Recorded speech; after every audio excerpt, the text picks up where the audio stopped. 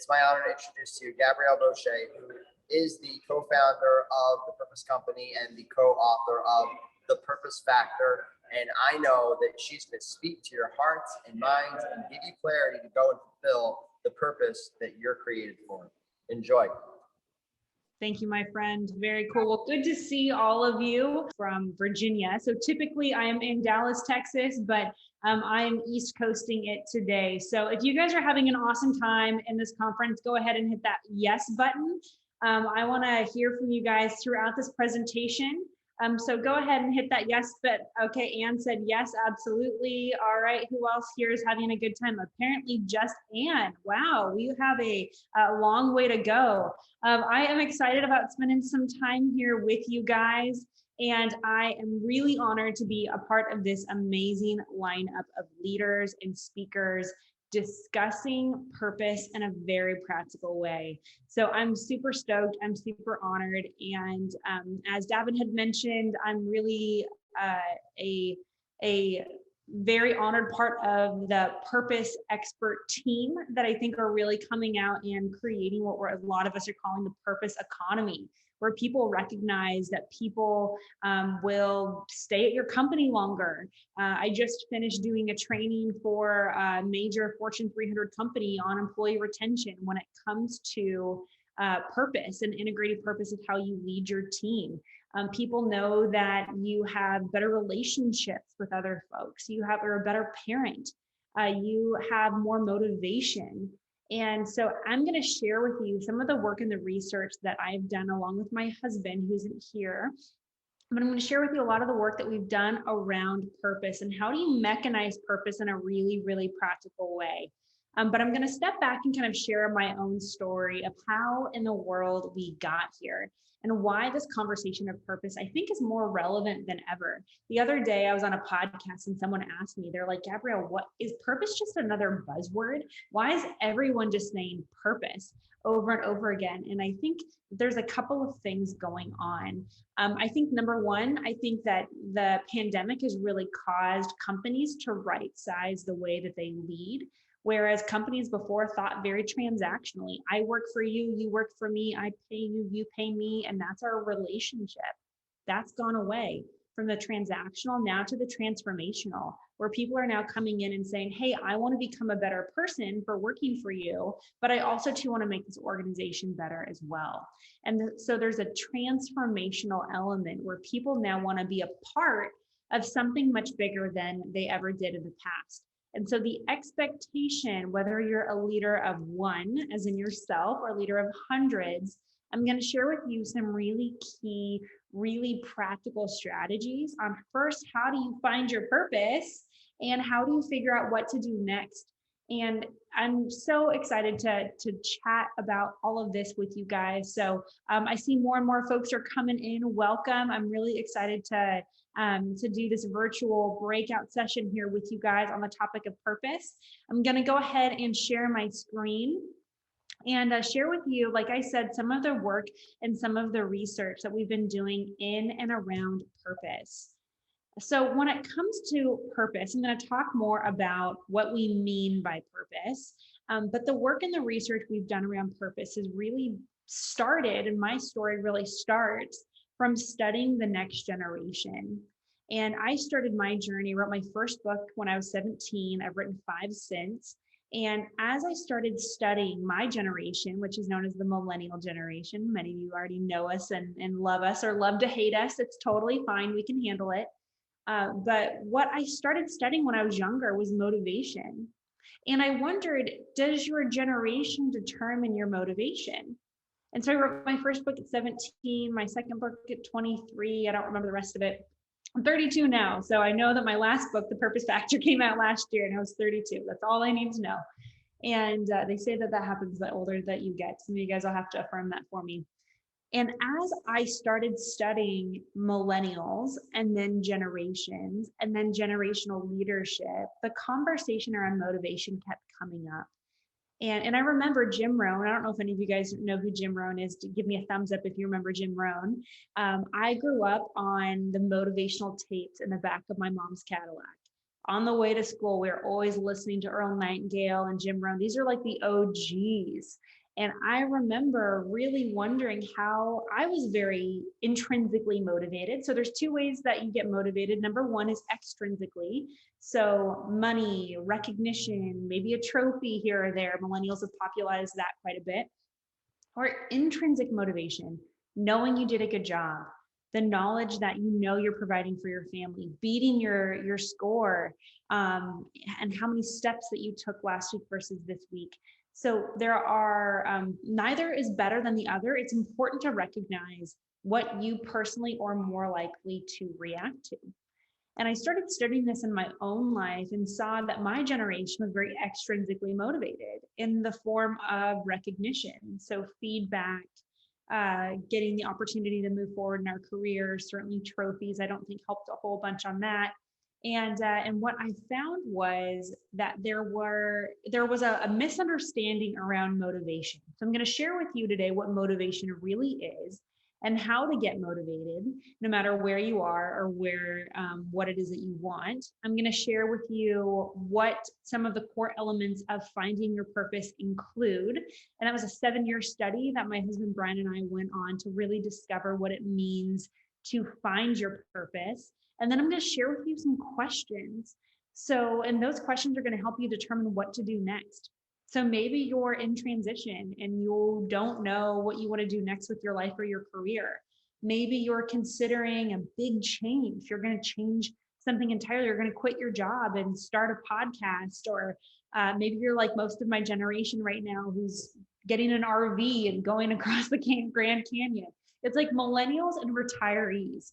Like I'm 32, most of my friends have RVs and are taking their kids across the country, or there's my dad who's in an RV at 75, the Grand Canyon. So you see, we have more in common than we ever thought possible. It's RVing people.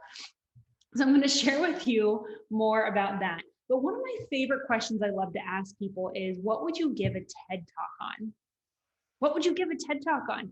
And it's interesting because some of you maybe already have one. I just finished up my second one. And guys, I'm so excited. I'm really proud of it. I did it with my hubby, Brian.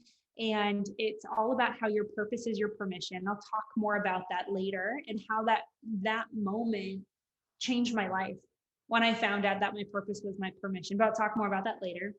But I love people to think about that, because you don't have to be an influencer. You don't have to be a professional speaker like me. You don't have to be an author. You don't need to have your own business. You could be anything and give a TED Talk. And why I love that question, whether you're going to do it or not, which I love, by the way, helping people get TED Talks. So that's another conversation. It's interesting to think about, if you had 18 minutes, what is your idea worth spreading? And I truly believe that all of us have it.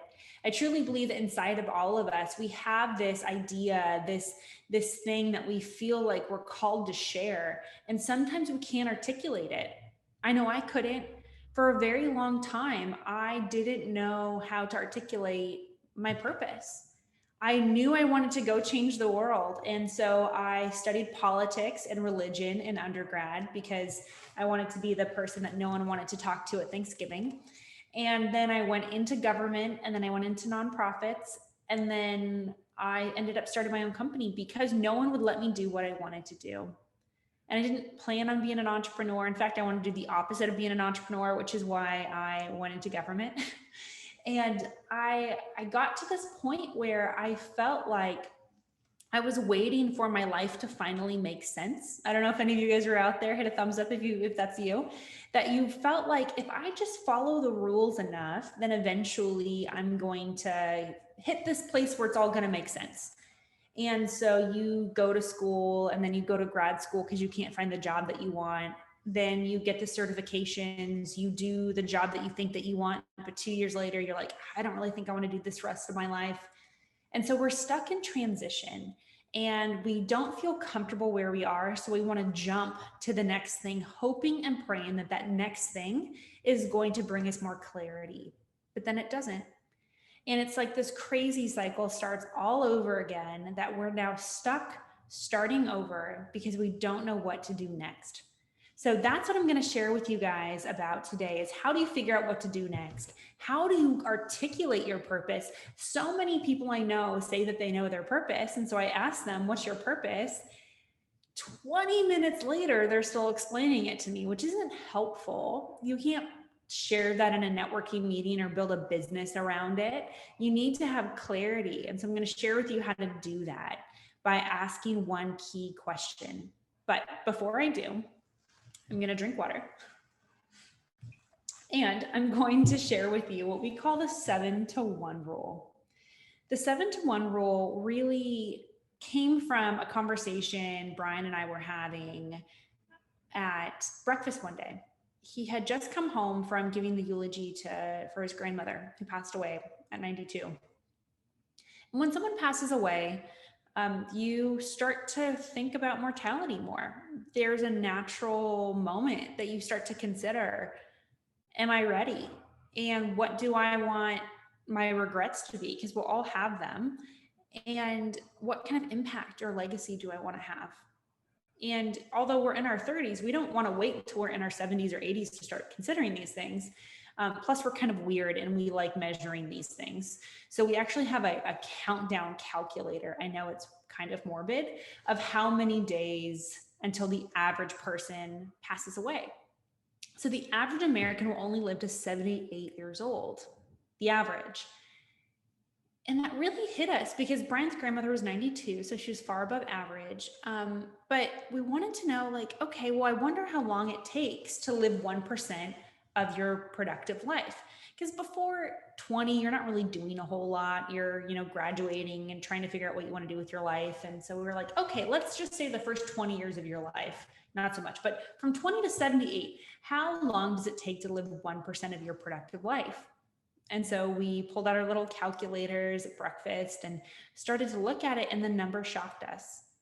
Because the truth was that it only took 7 months to live 1% of our productive lives. 7 months. 7 months was really one of the most powerful moments for us to reflect on, because we had heard this, but we didn't know it. And we had heard that the two most dangerous years in someone's life is the year that you're born and the year that you retire. And I had heard that before, but I didn't know if it was true. And so being the data nerd that I am, I looked it up, and the answer is true, that's when the mortality rate is the highest. So when you're most likely to pass away. And it makes sense, because if you're seeking a time of transition, and that transition happens to be, I'm working and now I'm not working. And it's not just the income, but there's the colleagues, there's the accountability, there's the work itself. We're created to work. It feels good to work. And when that is let go of, people don't feel like they have a reason to live. Now, they may have beautiful grandchildren, and they may have that RV like my dad, and they may have all of these things that they think are going to make them happy, or they wait until retirement to finally feel like, I can live out my purpose. I have all the time in the world now. But those years on the planet are not guaranteed. In fact, none of them are. And so as we started studying the 7-to-1 rule, it became really apparent that wisdom comes from counting your days and focusing on, what is it that I have in front of me right now? What can I do now, no matter what age you are? When we talk to college students and high school students, we share with them the 7-to-1 rule. When we work with those who are talking about finance and retirement, we talk about the 7-to-1 rule. When we talk about people in transition who are out of jobs, we talk about the 7-to-1 rule. Because it is a sobering reminder that purpose isn't just about us and feeling good. It's about what we're going to do with our time here on the planet. And so as you start to consider your 1%, I want to challenge you to think through what the 7-to-1 rule means for you. That if the average is 78 years on the planet, and it takes 1% to live it takes 7 months to live just 1% of your productive life, what are you going to be doing with the next 1%? Now, some people have spent COVID reacting, waiting for things to return to normal, which I personally loved because it was the normal that no one liked. You know, everyone's like, I just want stuff to return to normal. My normal job that I hated, my normal commute that I hated, my normal coworkers that I hated. We hated the normal that we're now so desperate to return to. And so it's a perspective shift when we say this is a gift. When we were going into COVID, us and our team, we looked at it and we said, hey, this is either a crisis or a gift. And everything is determined on the perspective that we're going to take. And we saw it as a gift. Because so many people will use their next 1% delaying what they want to do with the rest of their life. In 7 months, you could lose 25 pounds. You could meet the love of your life. You could get your dream job. You could get your book done. You could be seen as an industry expert. That thing that's inside of your head could be accomplished. Now, I remember growing up, my mom used to always say, if you see something, then there's a reason that you saw it. And so I've interpreted that as, and if you see something, say something. Now, I know the TSA technically has a trademark on it, or at least I think that they do. I should know this, I'm married to a lawyer, but it's amazing to me that my mom at a young age taught me this principle that there's a reason that you see something and others don't. There's a reason that you have a dream that other people don't have. And oftentimes we belittle it because we go on Instagram or Facebook and say, well, everybody's coaching. Everybody has a book. Everybody's creating their own company. Everybody's going after that company. Everybody wants to get into real estate. Everybody wants to, and so we hush the dream inside of us because it's what everybody else is doing. But if you move to a new town and all of the coffee shops were really crappy, you wouldn't say everybody has a coffee shop. You'd say, this town deserves good coffee. It'd be the same problem, but a different solution. The same is true for you, no matter what that dream is inside of you. There's a reason that it's there. Just like my mom, Marilyn, said, if you see something, say something. There's a reason you see a problem in the marketplace. There's a problem in your workplace. There's a problem in an industry. There's a reason that you need to accomplish it. So in that next 1% of your life, in those next 7 months, you can do so much, or you can do what most people do, or most people did even during COVID. So in 2016, here's some really depressing stats. Americans watched about 5 hours of television a day. 5 hours. In 2020, during the pandemic, Americans upped the ante and consumed 7 hours of media a day. That's not just television, that's YouTube, that's TikTok, that's Instagram, that's all the things. 7 hours of media a day. Our need for entertainment is causing us to delay our purpose and saying we'll do it later, but we don't have time. That's 32% of their productive life these people have spent watching entertainment. So the question is, what will you do with the next 1% of your life? You have the opportunity to change it. In 7 months, your life could be totally different, or it could be exactly the same. It's up to you. So I want to share with you why purpose matters and why this conversation around purpose is so popular. And it isn't just a buzzword, and it isn't just something that's nice to have, or it's not something that you stumble upon. I have got people who tell me, oh, well, that's really nice for you that you happen to find your purpose. I'm like, girl, happen to find my purpose. Like, it took 7 years. It took a very long time of me pursuing it, asking questions, getting mentors, paying for the programs, reading the books, studying to really discover my purpose because I was hungry for it. Because I knew that that dream that I had inside of me wasn't going to turn into anything unless I started with my purpose. So I want to share with you why purpose matters. We're going to talk about some of the myths associated with purpose. We don't have a lot of time to go into it, but I want to share with you what we know. And here's what we know. I'm a data girl. When I started teaching on purpose at first, my husband came to me and said, I think companies will care about purpose. And I said, honey, you're very cute. I don't think that's true. I don't think companies will pay us to come in and talk about purpose. And he was very right, and I was very wrong, because purpose has a huge ROI. And we've seen it. We've seen it with the major companies that we work with. I mean, we've taught purpose to Walmart and Expedia. I just got off teaching purpose to Brinker Chili's, Maggiano's. I mean, these companies are so interested in the purpose component of it, or might I say the purpose factor, name my book, little plug, because I think that they're starting to recognize what I shared at the beginning, that employees want something more, customers and clients want something more, and there's a huge opportunity for us to engage. So here's 3 reasons purpose matters. Number 1, people who have a clear grasp on their purpose live longer. We know that they do. So there's really interesting studies around longevity. And so Ikigai is one of those components that in Okinawa, where there are more centenarians, so more people over the age of 100 than anywhere else in the world. One of the core components of why they have such high longevity there is because something called Ikigai, which is roughly translated purpose. So the purpose component gives you a reason to live. It's the connectivity with others. It's the community with something larger than yourself. It's the need to create something that's going to last longer than you'll be here on the planet. So you'll live longer. Number 2, companies who talk about purpose perform better. We've seen it happen time and time again. We worked with one gym in Florida, multi-location gym. They were having a huge hard time trying to keep their employees. Morale was low, engagement was low, all of the telltale signs of it's not going well. And we came in and they went from number 250 in customer experience to the top 5, all within about 6 months, because we taught their leaders about how do you find your purpose individually. We taught their managers how to help your employees find their purpose. And because of that, they treated their customers differently. There's a flow effect. We call it the water cycle principle. One of the books I wrote is called Keep Them Longer, about how do you retain employees longer using purpose.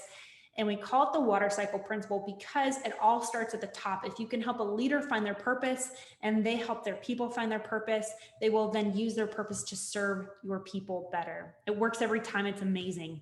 And finally, leaders that connect purpose to their work are more fulfilled. They get excited when they wake up every day. They want to come into work. They know that what they do matters, because every single person on the planet wants to know 2 things. Number 1, do I matter? And number 2, does the work that I do matter? That is the core question that every single person is asking, that 2-part question. Do I matter? And does what I do matter? So I wanted to already share this. Proof that it works. Again, I told you guys I was a data nerd. So what is purpose? There are so many people who have different definitions that I think can sometimes get a little confusing. But as we started to look at it, we really found that purpose only has one definition. And purpose is quite simply what you have to help others. What you have to help others. So when you consider your purpose, it isn't your experience. It isn't how many years on the job that you've had. It's not your passion and what you enjoy doing. I'll talk more about passion and why it's such bad advice later. Purpose is what you have to help others.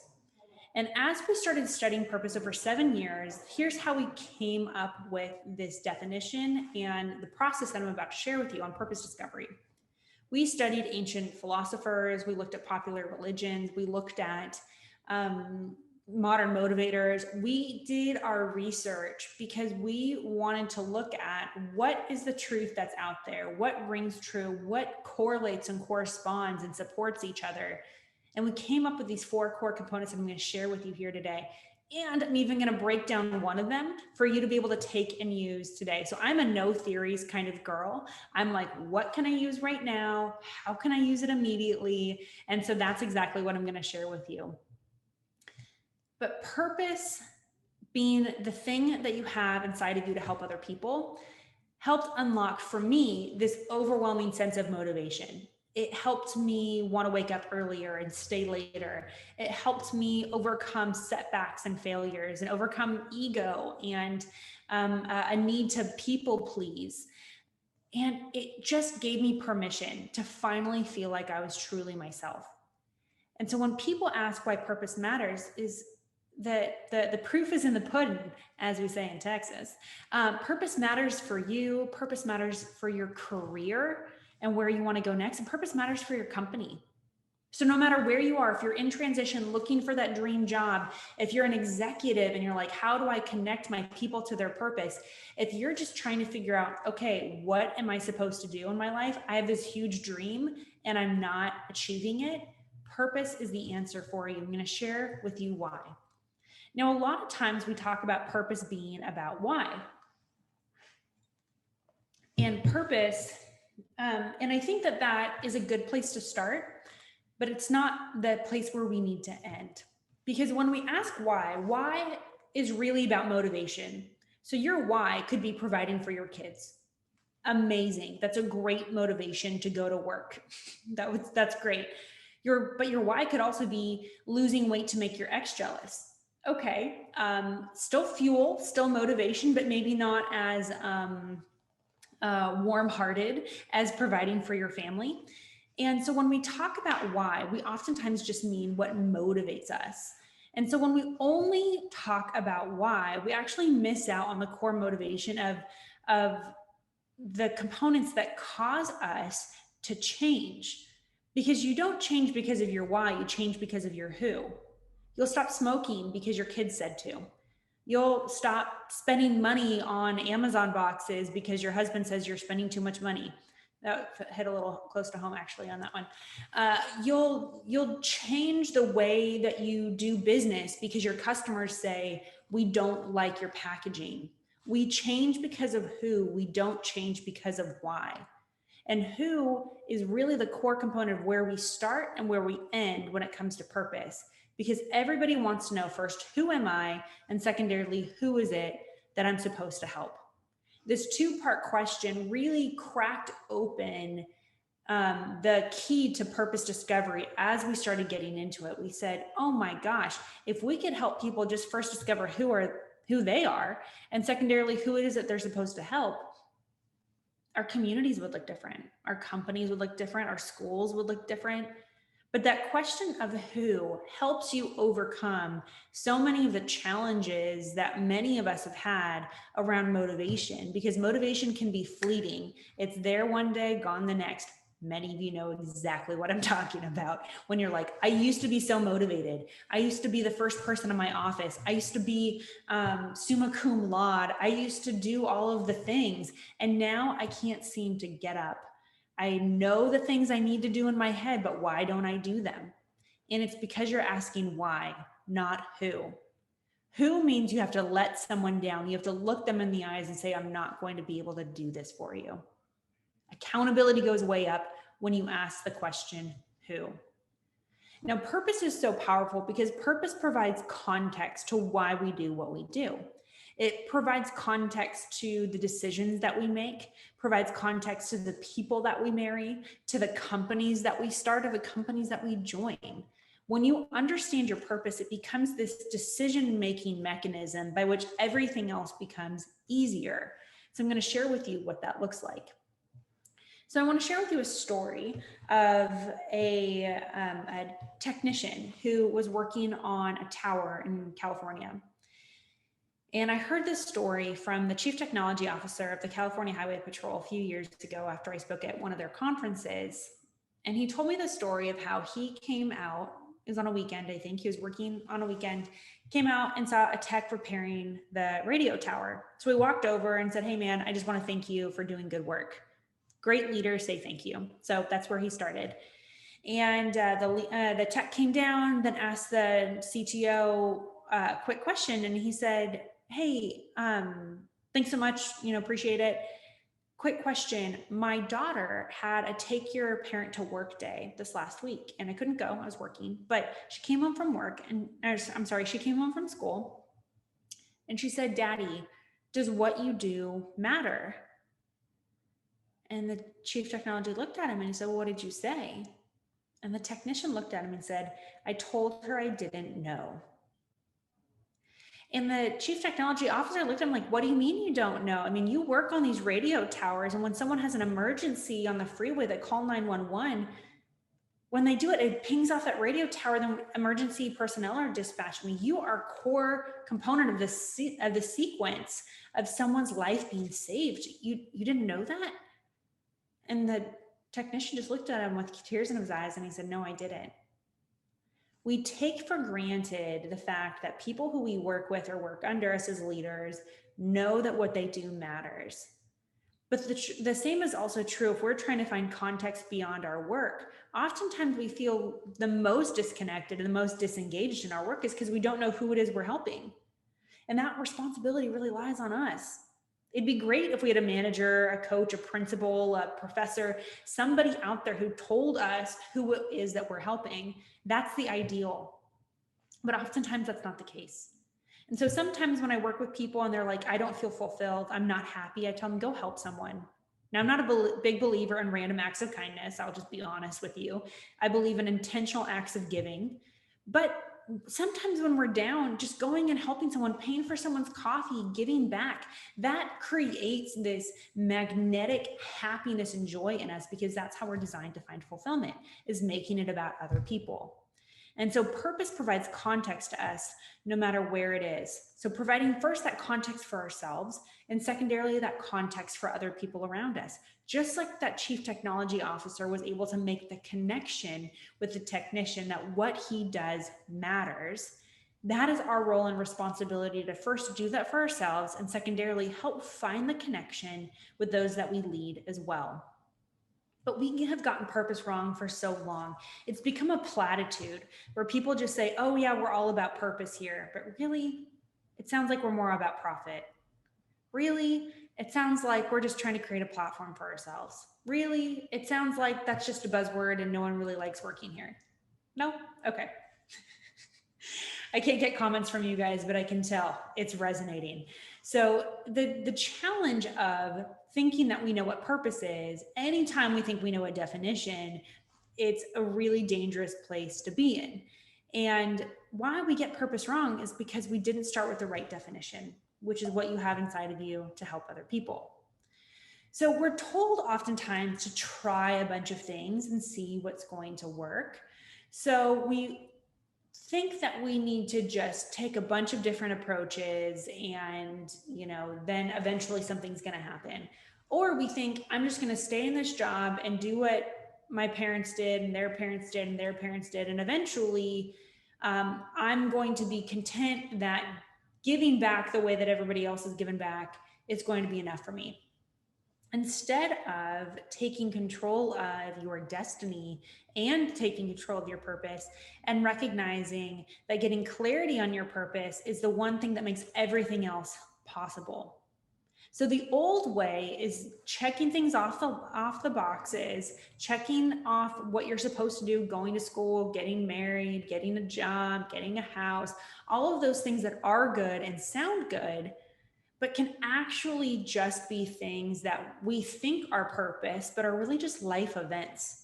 Sometimes we put so much stock in life events thinking that's somehow going to give me purpose. Like I remember when I got my graduate degree, I thought, oh my gosh, everything's going to make so much sense then.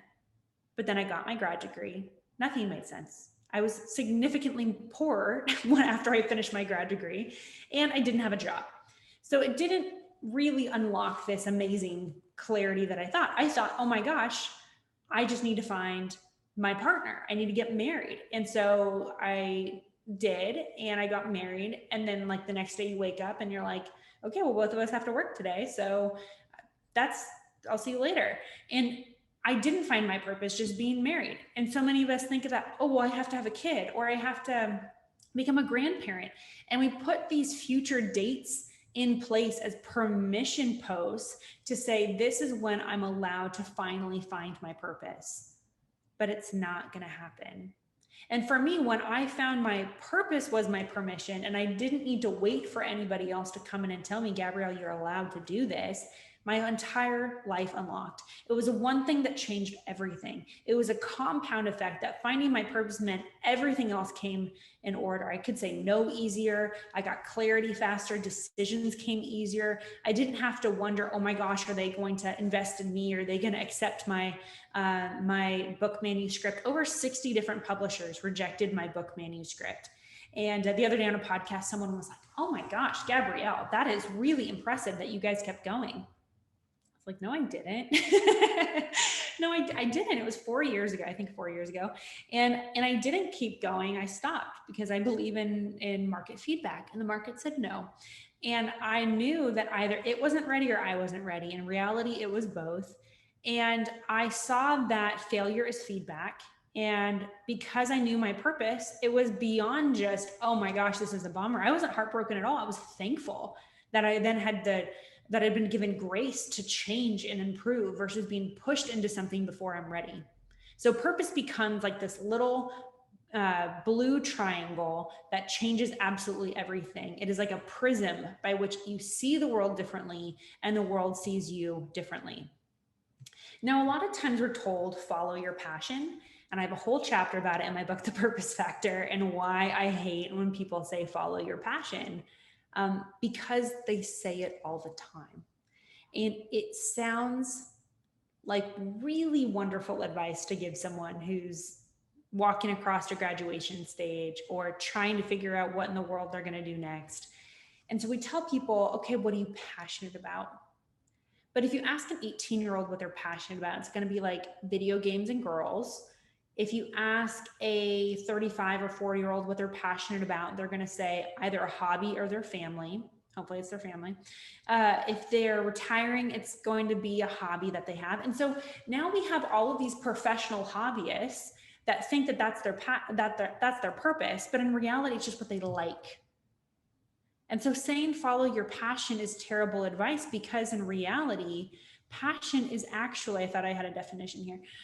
Passion is actually defined by the Oxford Dictionary, get ready for it, as a barely controllable emotion. The dictionary says passion is a barely controllable emotion. And so because of that, so many people assume, oh my gosh, I have to follow my passion, not knowing that passion is actually a barely controllable emotion. It's something that's here and then gone just like that. And so if you're having a hard time finding a passion and following it, it's because passion is fleeting. It's a moment in time. Passion can be great. Passion can help you fuel overcoming the worst circumstances. But passion needs to pull you towards something in the future versus being pushed by something that's just an emotion that's here today, gone tomorrow. So don't rely on passion as being the one thing that's going to help you figure out what to do next. In fact, following your passion may be the worst advice to follow if you're trying to figure out what to do next. So now I'm going to share with you the core elements of purpose, and I'm very, very excited to share these with you guys. I'm going to overview them, and then I'm going to pull out one. And I'm broadcasting today from my brother-in-law's mortgage business in Lynchburg, Virginia. So they're sponsoring this. So thank you guys for being out of my studio. Typically we've got this really beautiful studio, but we're on the road. My sister-in-law just had a beautiful baby girl. So we're here with family, and I absolutely love it. So it's so fun. So there are 4 elements of your purpose. Like I shared, this took 7 years for us to really hone in on, and many years of trial and error. And so we've had the opportunity to teach this process to the United States Air Force, the Navy, major Fortune 500 companies. We worked with A-list celebrities on finding their purpose. So I'm very honored and excited to share this with you. The rest of it is in the book. Pick up the book if you guys can, The Purpose Factor. Leave a review. It's really, really helps us out. If you guys are authors, you know it. If you want to write a book, you'll learn to know it. It helps a whole lot. So thank you guys. So the 4 elements are like this. Number 1 is natural advantage. So your natural advantage is what you're naturally good at. It's what you're naturally brilliant at. It's the role you tend to play. So there's 5 different types. In the book we go over it. We have a whole assessment, but it can be anything from being a teacher. So you naturally just, as soon as you get information, you turn around and teach someone. You could be a builder, which means that you like starting things. You're very entrepreneurial. You could be an overseer. So you like organizing people or things. But when you start to understand that there's a role you tend to play in your group of friends or the companies that you work with, you'll start to really recognize the type of work that's most fulfilling to you. So when we work with teams, we always start with natural advantage. Because you could have a sales team, 5 different people, and they all have 5 different natural advantages. And so they're going to sell differently. The teacher is going to sell very differently because they're going to be teaching and consulting the other person. You're going to see that a recruiter who's a natural salesperson is going to sell very differently as well. So finding your natural advantage is a great way if you're trying to really think about the type of job that you want to fall into and the type of role that would really best benefit what you're naturally brilliant at. Number 2 is your acquired skills. So these are the abilities that you have from either education or experience. So you can be a messenger. So that's someone who communicates, who is really good at articulating things either visually, so through media, or through writing things down. Maybe you're an author or a poet. You can be a strategist. So it means that you're more of a manager type who really looks at delegating and creating systems. You could be a protector, which means that you like to make sure that people are protected from any sort of hurt or disparagement or potential threat. So again, there's 5 different elements, 5 different types, under the acquired skills, which I don't have time to go into. But it's really important. This is what I want to underline here, is your experience and your education is part of your purpose. Sometimes that's hard for people to hear if they don't enjoy what they do, but I'm going to say it again. Your education and your experience are all part of your purpose, and they can be used for a purpose. And so you don't have to think, oh my gosh, I hate being a doctor and now I want to completely change, or I don't want to be a lawyer anymore. I want to change and do this over here. We had a young woman that we helped. Her name's Mary, and she was a lawyer. She didn't like being a lawyer. She was really passionate, back to that passion word, about human trafficking, but human trafficking wasn't her purpose. And so we helped her really get clarity on her natural advantage, her acquired skills, her pull passion, and her origin story, which unlocked it all. And Mary went from being a prosecutor in Baltimore to now being a industry consultant inside of Hollywood, helping production agencies not only raise awareness, but protect against human trafficking. So she took her skill as a lawyer and put it to use in what it is that she was doing. She didn't have to stop doing what she was doing. She just had to turn it and focus it. It's like a light. If you move the light, a spotlight, you can move the light where you want it to go. It's the direction that you're pointing your skills. It's not that you don't like your job. It's just you're not using it towards your purpose. Third is pull passion. Your pull passion is the problem in the world that you want to solve. We're all problem solvers. Whether you're a barista or the president of the United States, you are solving problems for people. And so pull passion is so powerful because it's what pulls you. Like I've been talking about, passion is fleeting. Pull passion is a problem you want to solve. So when you recognize that you are most fulfilled when you solve problems for people, it unlocks so much clarity. And so in the book, we talk about the types of problems that you like solving. Do you like solving big problems or small problems, solving problems of injustice or of systems? We help walk you through that in the book itself. But I really want to park here on origin story because it's one of my favorite components. Because what happens when people unlock their origin story, it's like the biggest permission slip has ever been signed. That every terrible thing that's happened to you, every setback, every failure, every trauma is actually something that you can use to help someone else. It puts purpose to the pain. And it's so incredibly powerful. So we're going to jump here into origin story. Now, one of the first moments where we realized that purpose mattered and purpose was monetizable was when we were working with a major grocery chain. We were working with the executives, and we asked them if at this point about their origin story, if any of them felt comfortable sharing. And so Pete did. Pete was a young man who shared that because your origin story is the moment that most shapes your perspective. And it's typically something that happens before the age of 20. And so Pete shared that when he was walking home from class one day, when he was in college, he opened the door and his roommate was about to commit suicide. He had a gun in the back of his throat. And Pete ran over and pulled the gun out of his mouth, helped his friend get a job, get back on his feet. And at the time, Pete was a bagger in this grocery chain. And then now 15, 20 years later, he's in the executive room. And with tears in his eyes, he said, I never realized until this moment that that's why I went into HR, because I learned that people can find purpose if they have work, and they can find meaning, and they can find worth in themselves. and work matters. And that's how he got into HR. And I mean, at this point, we're all ugly crying. Like, it was not a cute scene. And it was so powerful. Number one, because he bonded with his fellow executives. I mean, they'd all worked together for years and none of them knew this story. So there was a connection that was deep because of the vulnerability, but he now had clarity. Like, Pete isn't going to go anywhere. You're not worried about Pete quitting because Pete has just made this infinite connection between his purpose and what he does for a living. And that is the power of origin story.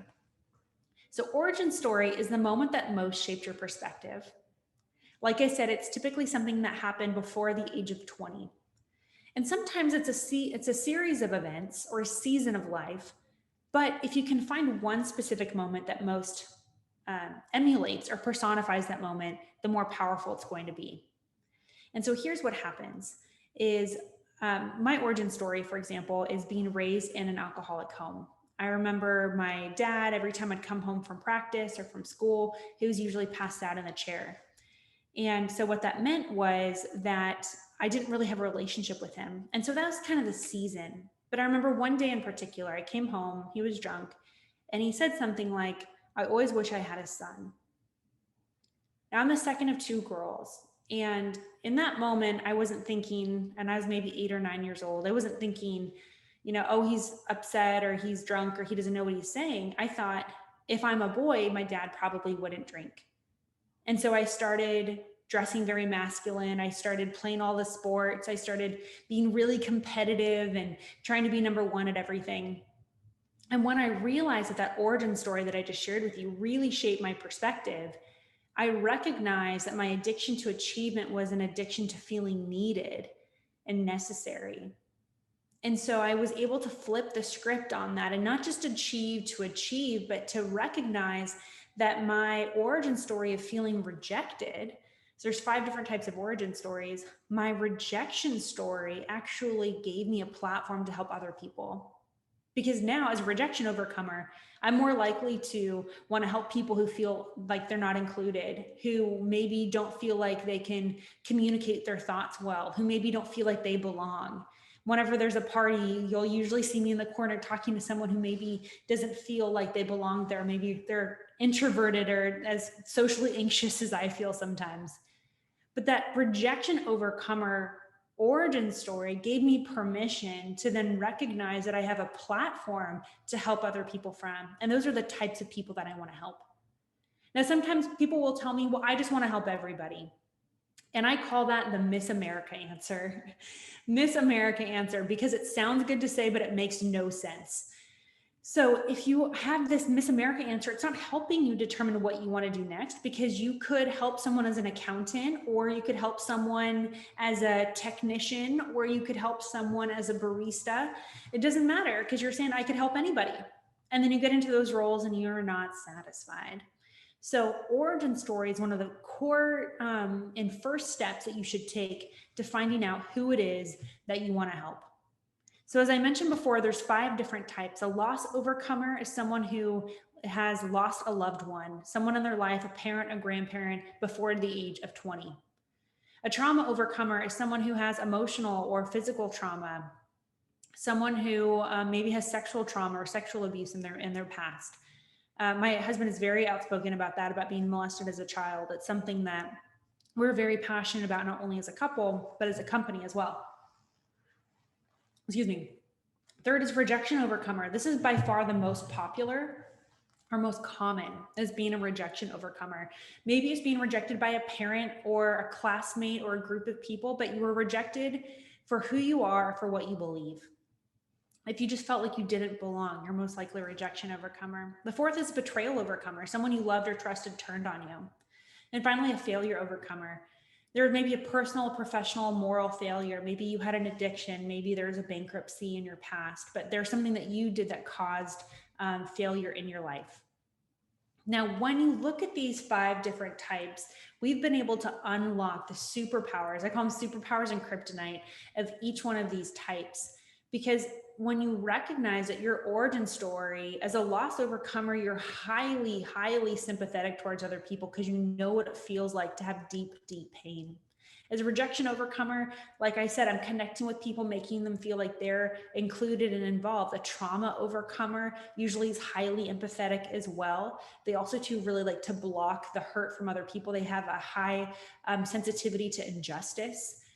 Betrayal overcomer is usually someone who may personally have a hard time trusting, but want to help other people trust more. So they're usually relationship builders or networkers.